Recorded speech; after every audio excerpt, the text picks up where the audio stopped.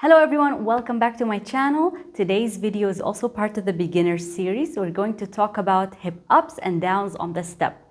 The hip up on the step looks like this, and the hip down on the step looks like this.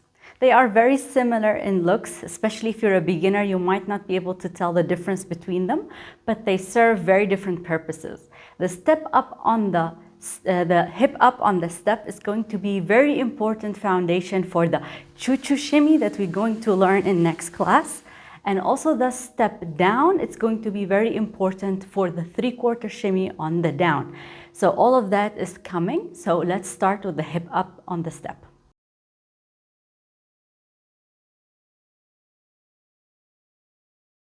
First of all, I need you to start walking just to feel the weight shift. So we're going to be taking steps in place. Right, left, and notice how your weight is shifting from one foot to the other. We're not sharing the weight like this. We're actually picking our foot up and depending on one leg, just like how you would walk normally. This is very simple when you're just walking, but when you start to add the hip movements, it's very important to adhere to the weight shift, that you're actually picking up your foot and putting your weight completely on one foot only. So let's see it from the side. 1, 2, 1, 2. So now you have a very relaxed manner to it. Next step is to keep your upper body stable. So actually not to move the upper body from one side to the other, to weight shift, but actually keep my upper body stable as if I'm not walking. I need to imagine that my upper body is a still picture and only my feet are moving like this. This will take a little bit of practice. You're going to feel your core is more engaged because it's stabilizing you in one place regardless of the moving of the feet and the weight shifting. All right? So that's the basic step for both. Now what do I need to do to add the hip movement? In the beginners series, in the first lesson, we learned the hip lift.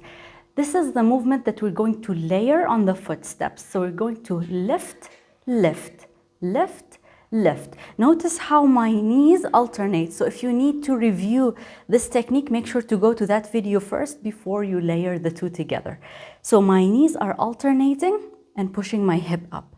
Now what do I need to do? I need to step, put my weight on the right, straighten my right knee and lift my right hip up. So when I say straighten, I don't mean overly straighten or lock completely. It's going to always be slightly bent even though it's straightened. So this way, up, up, up, up. So I'm stepping, straightening, lifting, all on one side. My weight, my step, my knee straightening and my hip lifting is all on one side. Step on the right, straighten right, step left, lift left, step right, lift right, step left, lift left, step lift, step lift. And now, after I find it easy to layer and to synchronize the two together and weight shift, I need to focus on my upper body, that it's not doing this. Right? I don't want to sway with it. I want to stay in the center regardless of the movement of my feet and my hips. So my weight fully on the right, weight fully on the left. Fully right, fully left. You can do that to make sure that you're actually putting all your weight on one leg. Either you could exaggerate a little just when you are practicing by lifting your foot a little bit more off the floor to make sure you're actually putting your weight only on one leg. Or you can lift it to the point where your big toe is touching the floor, but you're not bearing any weight on the foot. So it's just a tiny touch to help you with balance if you cannot pick it up completely. So pick up, like that. It's an exaggerated movement. We will not do it like that when we are actually dancing it. So it's just to help you keep focused and concentrated on putting your weight fully on one foot. So this is your lift on the step. You can also do it, instead of doing it just flat foot like this, you can do it on the ball of the foot. So we'll lift the heels off the floor and we'll keep our knees bent and we'll do the same thing. It will be a little bit harder because we're balancing on the ball of the foot, but this is very important for the choo-choo shimmy for next class because we'll do it on the ball of the foot. So step lift, step lift. Notice how my heels are above the floor and they're not going down and up like this. They're always at the same level as if I'm wearing high heel shoe. So upper body is also not reacting. I'm not doing this or this from side to side. I am in the center and only my hips and feet are working for me. All right?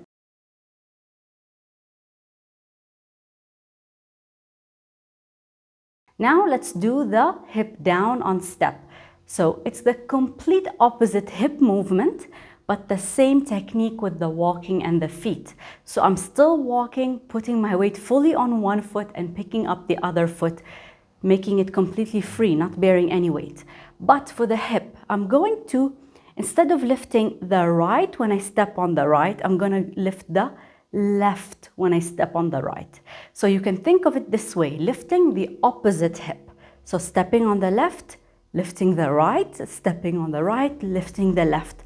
It happens in the exact same moment. I step, lift, step, lift, step right, lift, left, step left, lift, right. Or you can think of it as dropping the hip on the same side. So step right, down with the right, step left, down with the left. Try it, try both and see which one is easier for you to think about, because the active movement is actually the lift. The drop is just the effect or the result of lifting the opposite hip. But it still helps to try to think of it in different ways. Maybe one will be better for you. So make sure when you're doing that, you're not doing this. You're not making the other hip the important one, the one that is lifting, by bringing the foot forward. Keep the foot under you and you're picking it up. So imagine now your foot and your hip are synchronized, going up together and down together, lifting up and both dropping down. Imagine someone grabbing your foot and pulling it down, therefore it's pulling your hip with it down.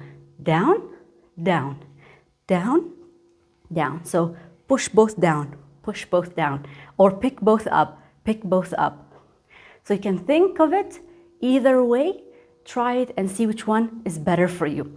If this looks familiar, it's because we learned it in Suhair Zeki step.